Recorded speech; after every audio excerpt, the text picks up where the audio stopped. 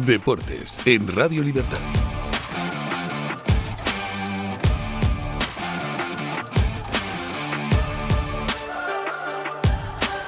Buenos días y bienvenidos a Deportes en Libertad.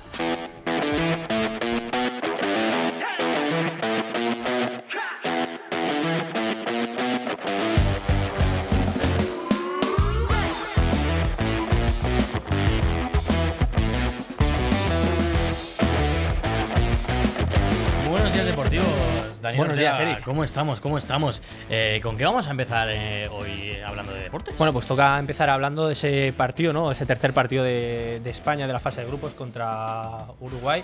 Partido duro, duro de ver y también por esas entradas, ¿no? De un partido que bueno, hay mucho que analizar, luego comentaremos. Me encanta que te pregunto que con qué vamos cuando soy yo el que comenta la noticia. Me acabo de dar cuenta y digo, ¿qué sentido tiene, no? Bueno, vamos a hablar como bien dice Dani, de ese partido entre España y la selección uruguaya, en la que España se llegó el partido 1-0, como decía Dani, un partido muy trabado con los que los de la Fuente consiguieron llevarse ese primer puesto del grupo H, cosechando 7 puntos después de haber ganado con facilidad Arabia Saudí, después de haber empatado la primera jornada contra Cabo Verde. Ese 1-0 le da los 7 puntos a la selección española. Gol, por cierto, de Alejandro Baena, que realmente es más de Fernando Muslera, el portero de Uruguay, porque comete un grave error en ese gol español. Hay que decir que, como bien decía Dani, hubo muchas patadas, hubo muchas críticas a Uruguay que se quedó eliminada, fue una de las peores 4 terceras, solo con 2 puntos no consiguió pasar a la siguiente ronda, una de las grandes sorpresas de este mundial. Tras el partido, Luis de la Fuente habló de cómo España supo sobreponerse al encuentro que planteó Uruguay. Escuchamos. Creo que, insisto, esta es la gran riqueza. Y cada día estoy más orgulloso de este equipo porque me demuestra cada día que quieren seguir creciendo, que cada día quieren ser mejores, cada día me sorprenden. Y me sorprenden hoy, por ejemplo, en un partido que era las antípodas de lo futbolístico, en lo que nosotros practicamos. El equipo ha sabido estar a la altura de la exigencia, de la necesidad para superar a un rival tan difícil, tan exigente como es Uruguay. El seleccionador también comentó los motivos de por qué hizo ciertos cambios en el equipo de cara al partido, a pesar del buen resultado que hubo contra Arabia. Le escuchamos. Evidentemente no invita, la actuación del otro día de los jugadores no invita a hacer cambios, pero es verdad que también los que salieron, yo estoy muy contento con su comportamiento y su rendimiento. Y sobre todo lo que estoy contento es con los entrenamientos que hemos visto durante toda esta semana. El nivel de entrenamiento que estamos teniendo es fantástico.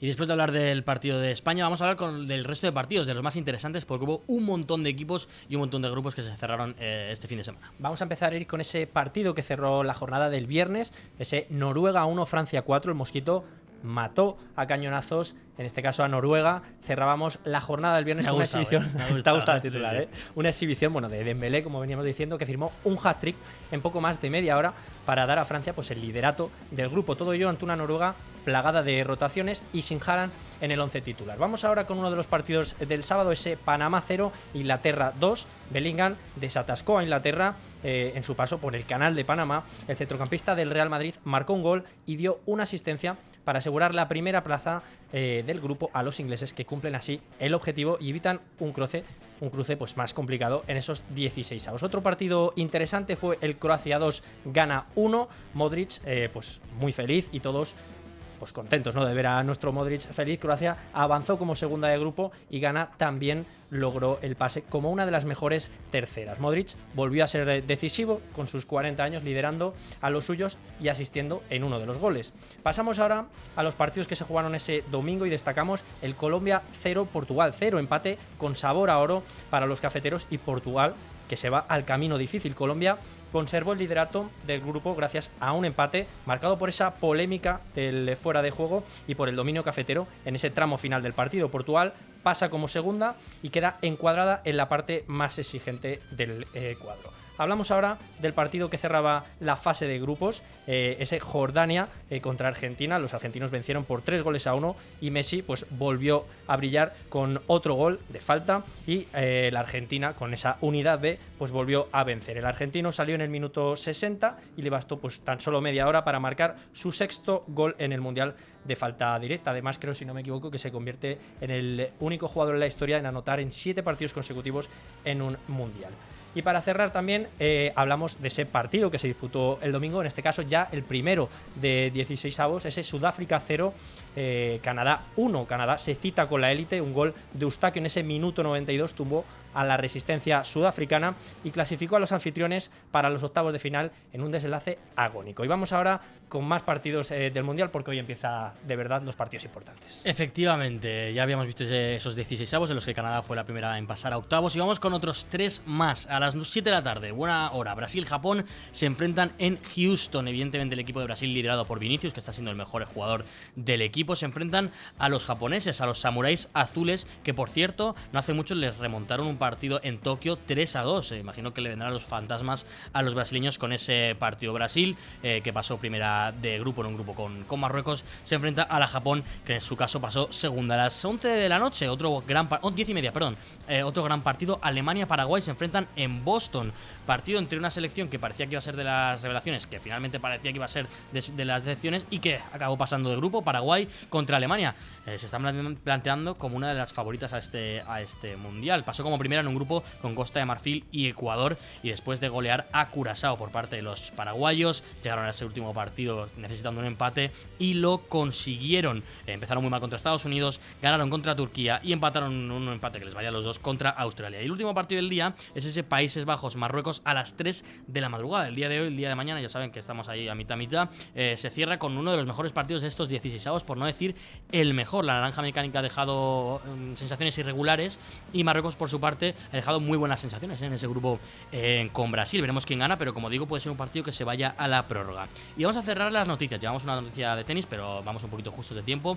Vamos a cerrar las noticias con el mercado de fichajes, porque sigue habiendo muchas noticias. Pues sí, rápidamente empezamos hablando del Atlético de Madrid. Lenglet pone rumbo al Benfica. El central francés abandona el conjunto rojiblanco y firma hasta el 2029 y llega para cubrir la salida de Otamendi. Además, todo apunta a que él pues se saldrá esta semana en ese anuncio oficial de Grimaldo y Kangin Lee como primeros fichajes del verano para el conjunto colchonero. Nos vamos ahora hasta Barcelona para hablar de Ter Stegen, que cada vez está más cerca del Ajax, y ya negocian una cesión que obligaría al club azulgrana a asumir cerca del 90% de la ficha del alemán, así que todo parece que le va a salir caro al final al FC Barcelona esa cesión en este caso de Ter Stegen. Además, Lewandowski ya ha salido, se ha decidido por el Chicago Fire y pondrá rumbo a la MLS tras esa carta de libertad. Más movimientos en Can Barça. El PSG sigue interesado por Pau Cubarsí como relevo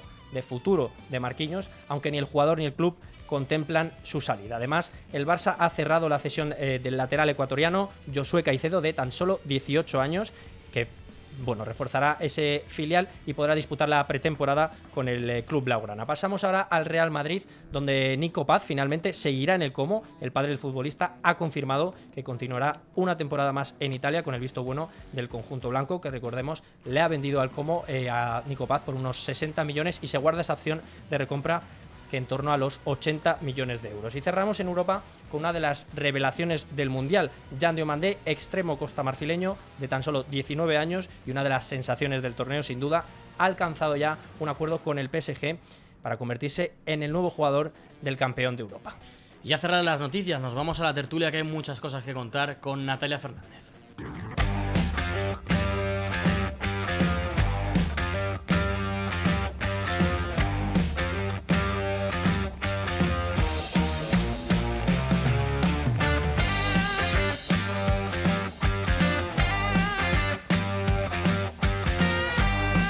Empezamos esta tertulia saludando a mi derecha, Daniel Ortega. Somos un buen centro del campo, ¿eh?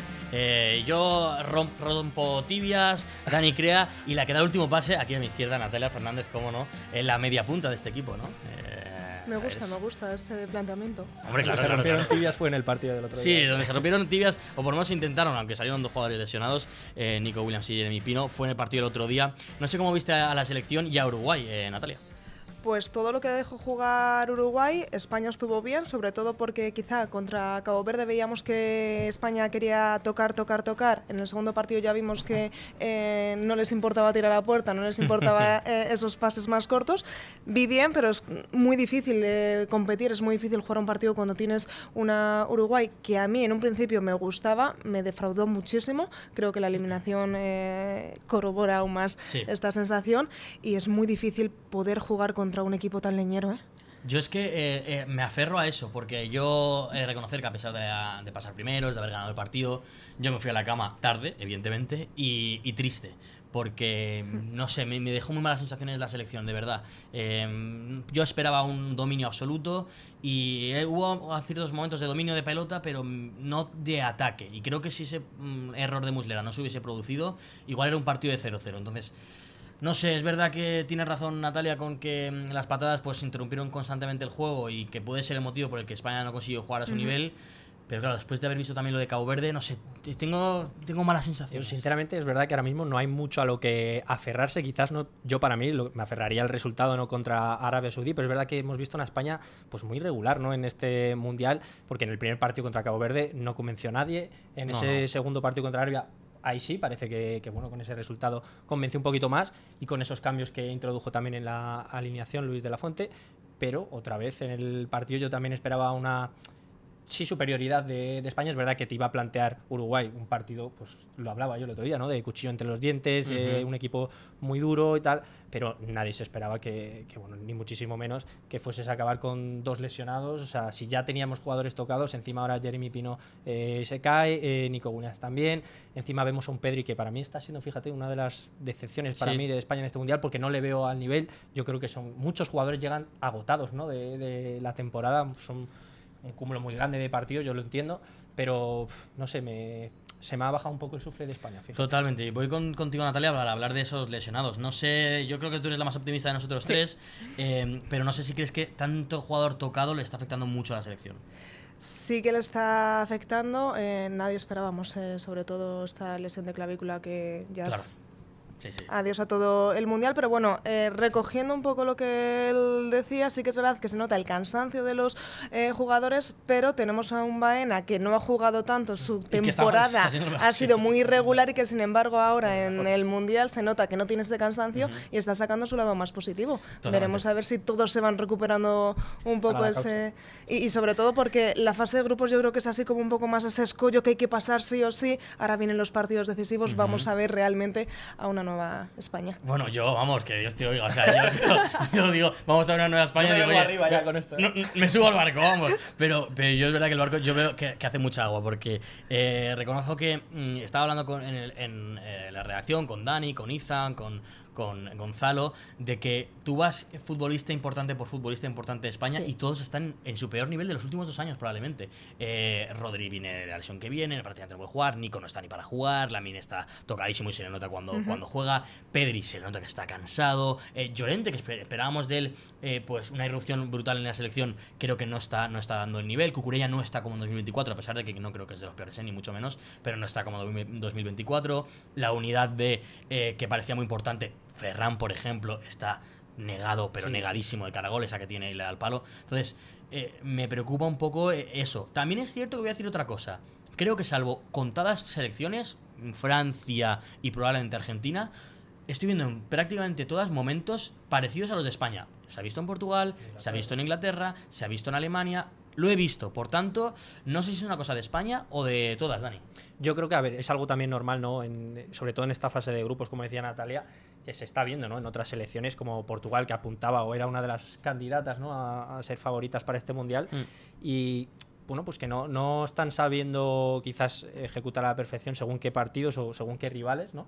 Entonces yo creo que, bueno, no hay que, ni muchísimo menos ahora mismo, tirar la casa por la ventana y decir, bueno, España no vamos a quedar eliminados contra Austria, ¿no? Pero es verdad que, bueno, ahora vienen ya los partidos difíciles, es verdad que dentro de lo que cabe, pues bueno, España tenía un grupo asequible y el cuadro que nos ha quedado es más o menos asequible. Es verdad que ahora viene Austria, luego podríamos enfrentarnos a lo mejor contra una Portugal, pero como decíamos, Portugal ahora mismo tampoco está en su mejor momento, entonces bueno, veremos, pero sí que destacar lo que comentabas tú, Eric, ¿no? De, bueno, no solo la unidad B, sino jugadores, pues por ejemplo, la temporada de Marcos Llorente a mí me ha parecido con el Atleti probablemente es su mejor temporada hasta ahora en el club, pero luego con la selección hay jugadores pues que no, por lo que sea, ahora mismo no están rindiendo a su mejor nivel, y yo creo que a España, fíjate, le ha llegado el Mundial precisamente en un mal momento. Yo creo que sí, no, esas ha influido mucho, ¿sabes? Sí, no, estoy totalmente de acuerdo. Es que creo que ya no a nivel futbolístico, que también, pero los pilares de esta selección, de cómo juega esta selección, eran los dos extremos. Y uno ni puede jugar y Lamine